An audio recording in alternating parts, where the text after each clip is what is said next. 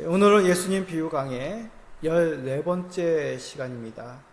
누가복음 13장 22절에서 30절의 말씀을 가지고 좁은 문에 들어가기를 힘쓰라 라는 제목으로 하나님의 말씀을 나눌 때 귀한 은혜가, 귀한 교훈이 있기를 소원합니다.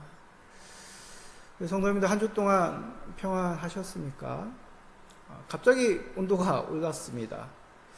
5월 중순이죠. 근데 벌써 온도가 오늘도 보니까 30도, 광주에 30도까지 오른다고 합니다.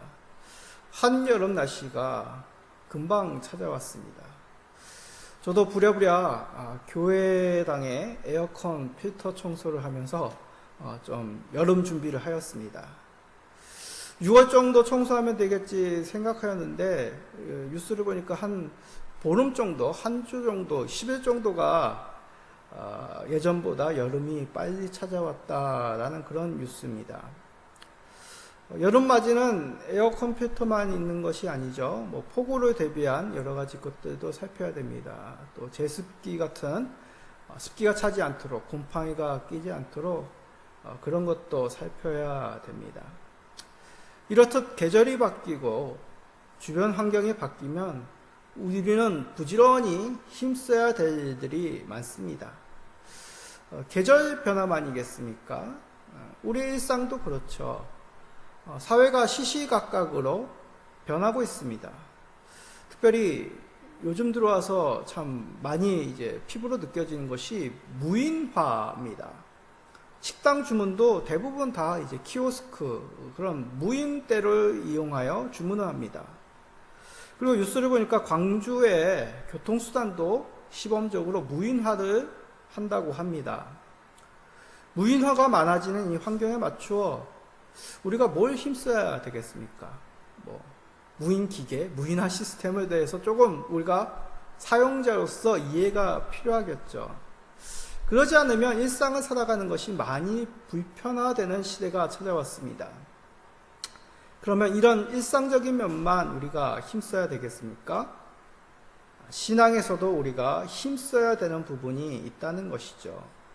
오늘 말씀이 바로 그러한 면에서 귀한 교훈을 주고 있습니다. 일명 좁은 문의 비유입니다.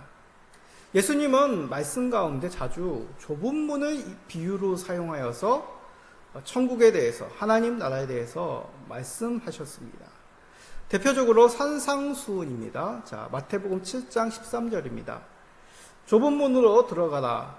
멸망으로 인도하는 문은 크고 그 길이 넓어 그리로 들어가는 자가 많고. 자, 여기서 얘기하는 예수님이 말씀하신 좁은 문, 이 좁은 문이란 14절에 보면 이 좁은 문은 바로 생명으로 인도하는 문이라고 말씀합니다. 다시 말해 생명으로 들어가기 위하여, 하나님 나라에 들어가기 위하여 지나야 할 그 문은 없다고요? 어떻다고요? 좁다라고 이렇게 말씀하셨습니다. 좁기 때문에 사람들이 찾는 사람들이 적을 것이다 라고 산상수훈에 말씀하셨습니다. 그러면 좁은 이 생명으로 들어가는 이 좁은 문으로 들어가기 위하여 너희들이 어떻게 해야 되냐? 바로 오늘 말씀 제목처럼 힘써야 된다라고 말씀합니다. 그리하여 오늘 본문 이 좁은 문의 비유 속에서 그 교훈이 담겨 있는 것입니다. 자, 오늘 말씀을 통해 이 의미가 무엇인지 우리가 살펴봅시다. 그리하여 생명으로 들어가는 이 좁은 문을 지나 하나님이 주시는 그 평강의 나라, 하나님 나라, 그 풍성함을 누리시는 우리 모든 성도님 되시기를 간절히 간구드립니다. 자, 우리가 방금 본문을 읽었습니다. 누가복음 13장 22절에서 30절까지. 내용은 그리 어려운 내용이 아닙니다. 좁은 문으로 들어가기 위해서 힘쓰라고 말씀하십니다. 이 힘쓰지 않으면 어떤 일이 일어나고 합니까? 주님이 문을 닫고 우리를 모른다 하실 일이 생겨날 수 있다. 하나님 나라에 쫓겨날 것이다 라고 경고하신 것이죠. 자, 내용은 그리 어렵지 않습니다. 근데 이 말씀을 읽으면 약간 몇 가지 궁금함이 생기죠. 좁은 문으로 들어가기 위해 힘쓰라고 하는데 그럼 무엇을 힘써야 된다는 얘기입니까? 이 질문을 풀기 위해서 먼저 좁은 문에 대해서 다시 한번 깊이 생각해 봅시다. 좁은 문은 앞에서 산상수훈에서와 같이 생명으로 인도하는 문이라고 하였습니다. 즉 예수님으로 보아도 좋고 하나님 나라의 문, 구원의 문, 하나님 나라로 들어가는 길, 그렇게 해석해도 무난하게 내용이 매끄럽게 이해가 됩니다. 그런데 여기서 핵심은 뭡니까? 좁다라는 것입니다. 좁다. 만약 우리가 앞에 좁은 문과 넓은 문이 있다면 우리 성도님들은 어느 문을 이용하시겠습니까? 당연히 들어가기 쉬운 넓은 문을 선택하겠죠. 그런데 이 넓은 문을 선택하는, 들어가기 편하기 쉬운 문을 선택하려는 조건이 맞아야 됩니다. 두 문 모두 같은 곳에 들어간다, 들어갈 곳이 옳은 곳이다 라면 문제가 없겠죠. 좁은 문으로 가든 넓은 문으로 들어가든 그 들어가는 곳이 맞다면, 내가 가야 할 곳이 맞다면 이왕 들어갈 때 좀 더 쉬운 문으로 들어가면 그렇게 큰 문제가 되지 않겠습니다. 그러면 문제가 무엇이냐? 서로 다른 곳의 문이라면 고민이 생기는 것이죠. 보통 사람들은 어떤 방법으로 이 선택에서 결정을 할까요? 문이 통한 그 너머가 어디인지를 알지 못한다면 그러한 고민 속에서 사람들이 취하는 대표적인 방법이, 그럼 다른 사람들은 무슨 문을 선택하느냐? 무엇을 선택하느냐? 이것이 우리들이 취하는 대표적인 고민 선택의 방법입니다. 보통 우리가 식당에 갈 때도 어떻게 선택을 하십니까? 사람들이 그 식당의 음식에 대해서 어떻게 평하는지를 또 우리가 살핍니다. 어떤 물건을 살 때도 마찬가지죠. 이 사람들이 이 물건을 사용해보고 어떤지 그 경험을 한번 우리가 살핍니다. 많은 사람이 선택하였다는 것, 신뢰가 그만큼 간다는 뜻이기도 합니다. 그러기에 많은 사람들이 선택하였다, 이것은 우리가 선택함에 있어서 절대적이지는 않지만 참 중요한 정보이기도 하죠. 그래서 오늘 비유의 시작이 이렇게 시작합니다. 자, 누가복음 13장 23절입니다. 어떤 사람이 여짜오되 주여 구원을 받는 자가 적으니이까? 그들에게 이르시되. 자, 예수님께서 이스라엘을 두루 다니시며 하나님 나라에 대해서 말씀을 전하셨습니다. 그런데 그 사람들의 반응이 어떻습니까? 많은 사람들이 예수님을 따르기도 하고 예수님의 가르침에 열렬히 반응하기도 하였습니다. 그런데 시간이 지나자 예수님에 대한 믿음을 거두는 사람들이 점점 많아지기 시작했습니다. 더 나아가 예수님에 대해서 적대시하는 유대인들까지도 많아지기 시작했습니다. 그래서 어떤 제자가 예수님께 묻습니다. 참 상황이 이런데 구원을 받은 자가 적습니까? 라고 물은 것입니다. 이 제자가 누구인지는 알 수 없으나 이 제자는 이런 사람들의 반응에 대해서 적잖이 실망하거나 또 왜 그런지 궁금하거나 더 나아가 두려운 마음이 생긴 것 같습니다. 이런 질문에 예수님의 대답은 무엇입니까? 누가복음 13장 24절입니다. 핵심적인 말씀이죠. 한번 읽어봅시다. 좁은 문으로 들어가기를 힘쓰라. 내가 너희에게 이르노니 들어가기를 구하여도 못하는 자가 많으리라. 예수님께서 말씀하시기를 많다 적다 라고 대답하시는 것이 아니라 이 좁은 문으로 들어가기를 힘써야 된다라고 말씀합니다. 왜냐하면 뭐라고요? 들어가기를 구하여도 못하는 자가 많기 때문이다 라는 얘기죠. 자, 이 예수님의 대답 가운데 먼저 힘쓰라는 말에 중점을 두어 살펴봅시다. 여기서 말하는 힘쓰라라는 그런 의미는 운동 경기 그리고 전쟁에서 승리하기 위해서 전심전력을 다하는 그런 분투의 마음, 그 마음이 담겨 있는 것이 여기서 얘기하는 힘쓰라라는 것입니다. 자, 예수님께서 겟세마네 동산에서 어떻게 기도하셨습니까? 힘쓰고 애써서 더욱 간절히 기도하셨습니다. 그 모습이 바로 여기서 얘기하는 힘쓰라에 담겨져 있는 의미입니다. 좁은 문인 이 생명의 문, 그 하늘나라로 들어가기 위해서 어떻게 하라고요? 전력을 다하여 분투하여라 라는 뜻이죠. 자, 근데 여기서 우리가 주의해야 합니다. 좁은 문으로 들어가기 힘쓰라는 의미는 하나님 나라에 들어가는 방법을 말하는 것이 아닙니다. 구원이 가지고 있는 그 하나님 나라의 성격을 말하는 것입니다. 자, 이게 무슨 뜻이냐? 예를 들어 설명하겠습니까? 자, 우리가 시험을 합격하기 위해서 자녀들에게 보통 뭐라고 얘기하죠? 열심히 공부해라 라고 이렇게 자녀들에게 보통 얘기합니다. 자, 이 말에는 이 시험이 가지고 있는 성격을 담고 있습니다. 시험은 지식을 얼마나 습득했는지를 평가하는 과정이죠. 그러기에 이 시험을 통해서 그 사람의 성실도, 지식 숙련도, 노력을 파악하는 성격이 담겨져 있습니다. 공부는 그거를 평가하는, 그것을 얻기 위한 방법이죠. 구원의 영역도 동일합니다. 자, 우리가 어떻게 구원을 얻습니까? 노력으로 얻습니까? 믿음을 우리가 힘쓰면 만들어지는 겁니까? 그렇지 않죠. 하나님이 주신 선물입니다.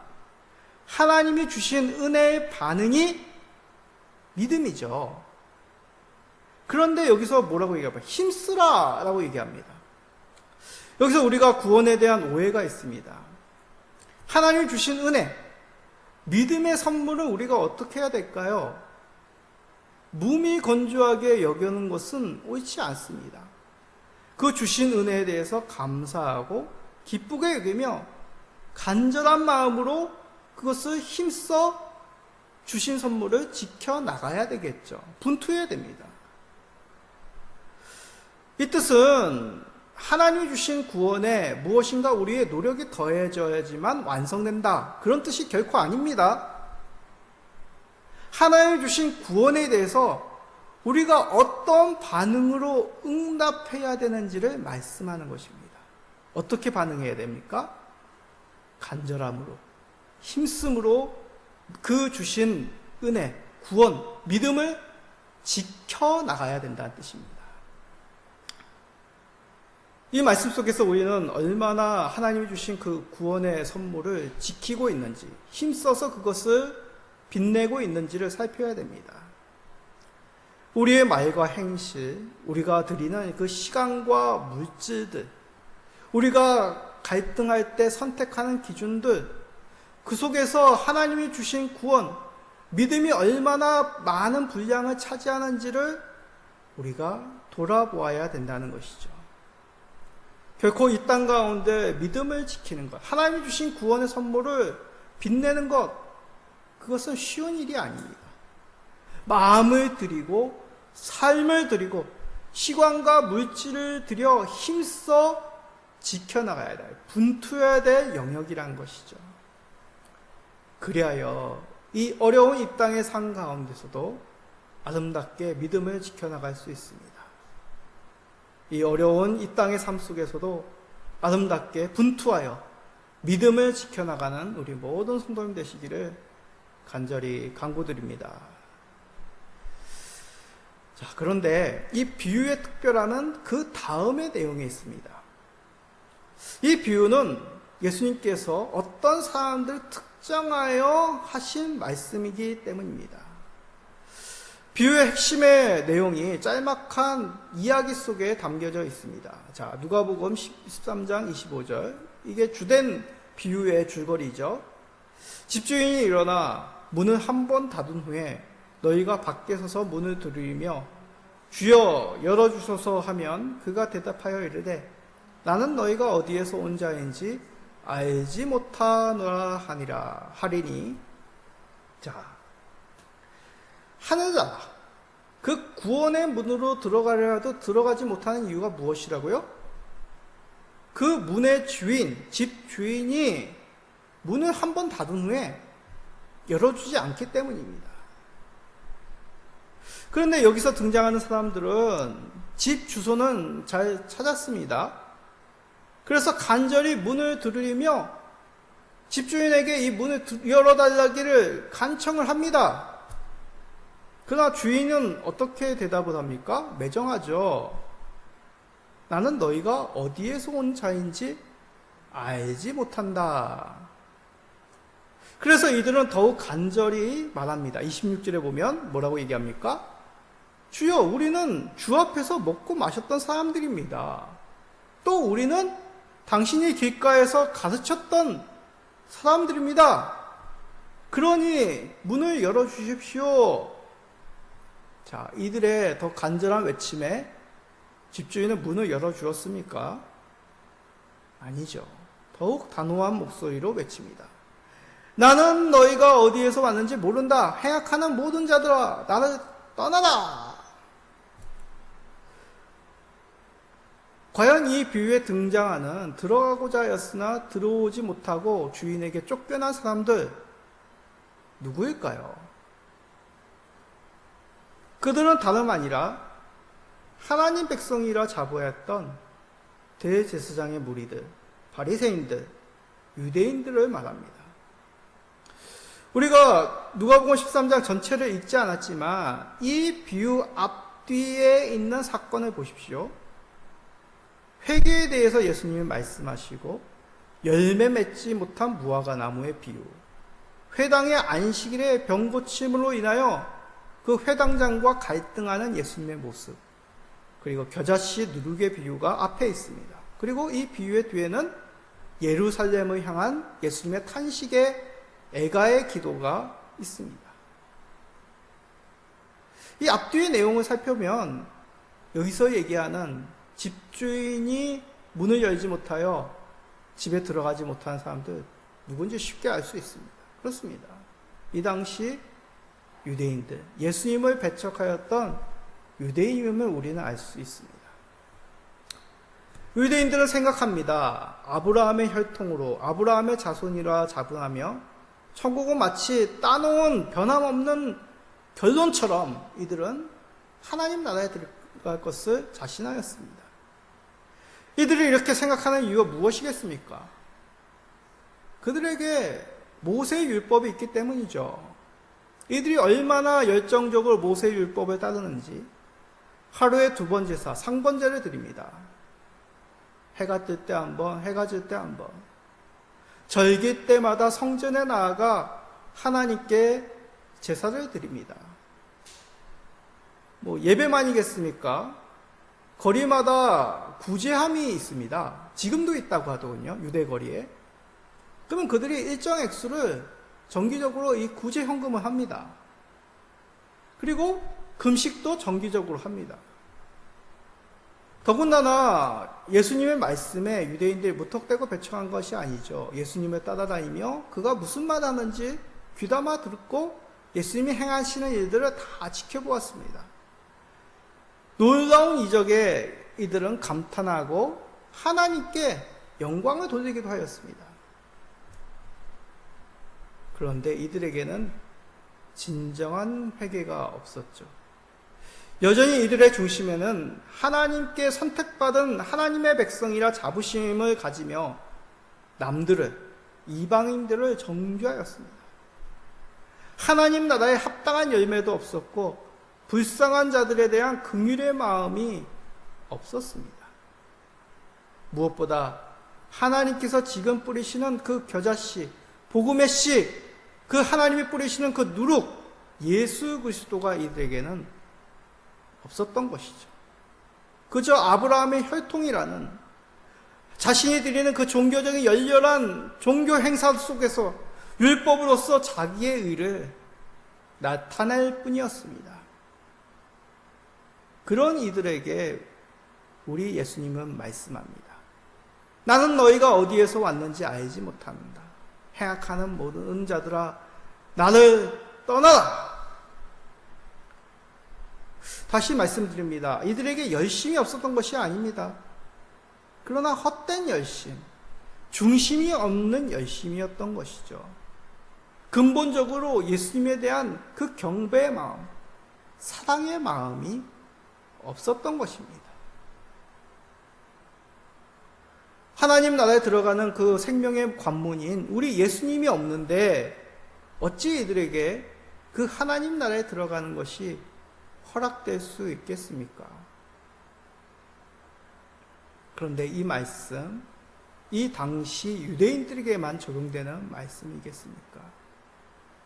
이 비유가 두렵고 떨리는 이유, 바로 나에게도 적용되기 때문이죠.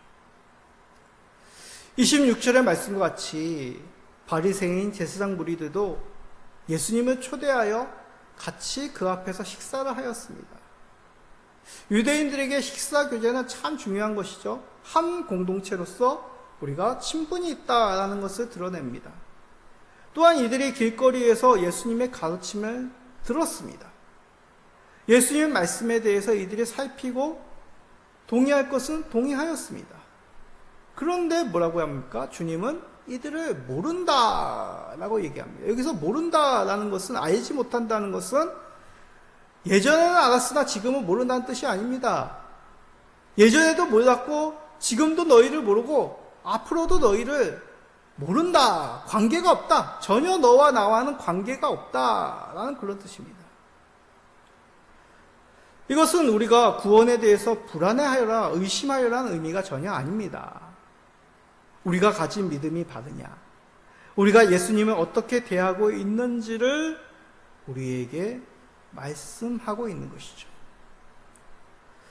혹시 우리는 이 당시 유대인들과 같이 판단자로서 취사 선택하며 예수님을 대하고 있지 않은지를 돌아보아야 됩니다.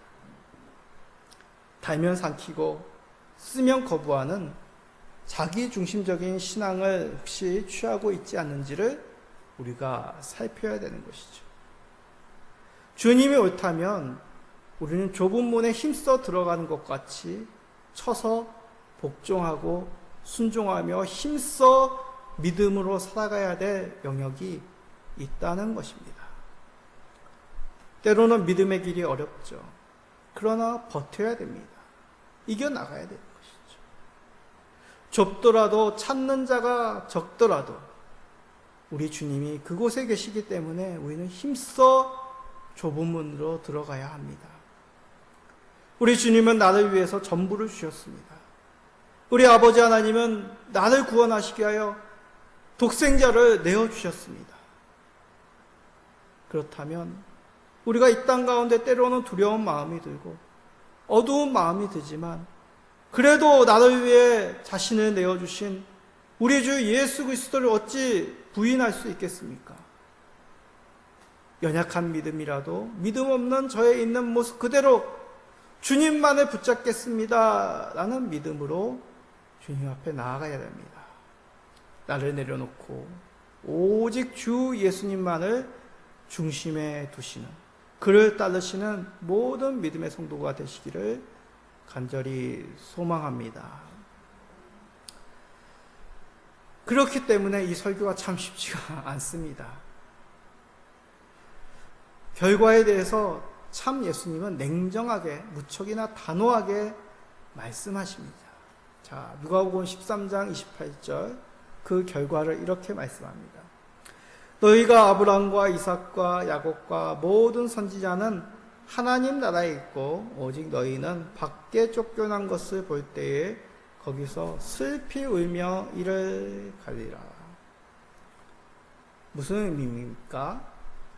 헛된 자기 열심, 자기 중심적인 신앙만 믿고 주를 따른 자들에게 무엇이라고요? 구원이 허락되지 않는다. 좀 더 직설적으로 말씀하면 지옥이 허락됐다라는 뜻입니다. 사실 유대인들은 이방인들이 지옥에서 슬피 울며 이를 갈 것이라고, 자신들은 아브라함의 품에 안겨 하나님 나라에서 그 하늘잔치에서 영원토록 기뻐할 것이라고 생각하였습니다. 근데 예수님은 뭐라고요? 반대가 될 것이다 라고 얘기합니다. 그래서 교훈과도 같은 말씀하시죠. 나중된 자로서 먼저 될 자도 있고 먼저 된 자로서 나중될 자도 있다고 하신 것입니다. 이 사실은 마지막 날에 일어날 것입니다. 하나님의 선민이라 자부하였던 이 땅에 높아졌던 자들이 낮아져 어두운 곳에서 슬피 울며 이를 갈 것이라 얘기하시죠. 반대로 이 땅 가운데 내세울 것이 없었지만 오직 주님만 바라며 주를 의지하여 따랐던 예수님의 백성들에게 주와 함께 영원토록 기쁨을 나눌 그 좁은 문의 뒤에 있는 하나님 나라가 허락될 것이라고 약속하십니다. 전세 역전이죠. 우리가 수요기 될 때마다 욥기서를 살피지 않습니까? 욥기가 바로 전세 역전을 말합니다. 욥의 친구들은 자신의 지혜를 가지고 욥을 정죄하죠.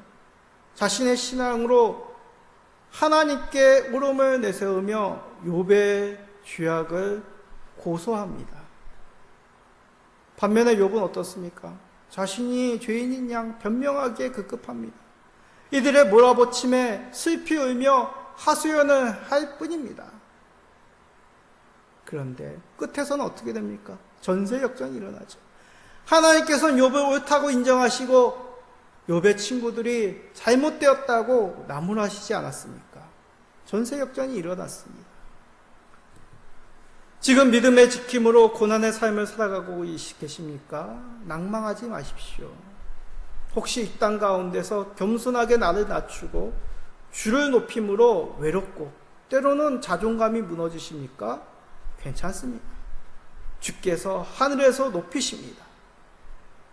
그래서 지금 우리 주님께서 우리에게 이렇게 격려하십니다. 자, 로마서 8장 18절 우리 다 같이 읽어봅시다. 생각하건대 현재의 고난은 장차 우리에게 나타날 영광과 비교할 수 없도다. 아멘. 끝까지 가봐야 아는 것입니다. 지금은 별 볼 일 없는 것 같지만 마지막에는 대박으로 변할 것이라고 말씀하신 것이죠. 우리는 이 말씀 속에서 지금 당장의 삶에 초점을 두지 않기를 소원합니다. 이 땅의 기준으로 살기 않기를 바랍니다. 그런 사람들은 하나님께서 하늘에서 인정하시지 않습니다. 오히려 이 땅에서 주를 위해 고난받고 낮아질 때 하나님은 그의 나라에서 높이시고 평강으로 맞아들이실 것입니다. 사랑하는 성도님들, 우리는 어떤 문으로 나아가고 있습니까? 좁은 문입니까? 아니면 넓은 문입니까? 좁은 문으로 들어가기 위해 우리가 분투하고 있는지를 다시 한번 살펴봅시다. 주신 구원을 우리는 힘써 지켜야 됩니다. 헛된 열심이 아니라, 자기중심적인 열심이 아니라 주께 쳐서 복종하여 주님을 우리의 삶의 보좌에 앉히는 참된 믿음의 길로 힘써 살아가시기를 바랍니다. 이런 믿음 지키는 성도에게 지금의 고난과 비교할 수 없는 하늘의 영광, 하늘의 평강으로 우리를 맞아 주십니다. 주께서 주신 약속을 믿어 더욱 믿음으로 살아 하늘의 기쁨을 이 땅에서 누리시는 우리 모든 성도님 되시기를 예수 그리스도의 이름으로 축복드립니다. 아멘.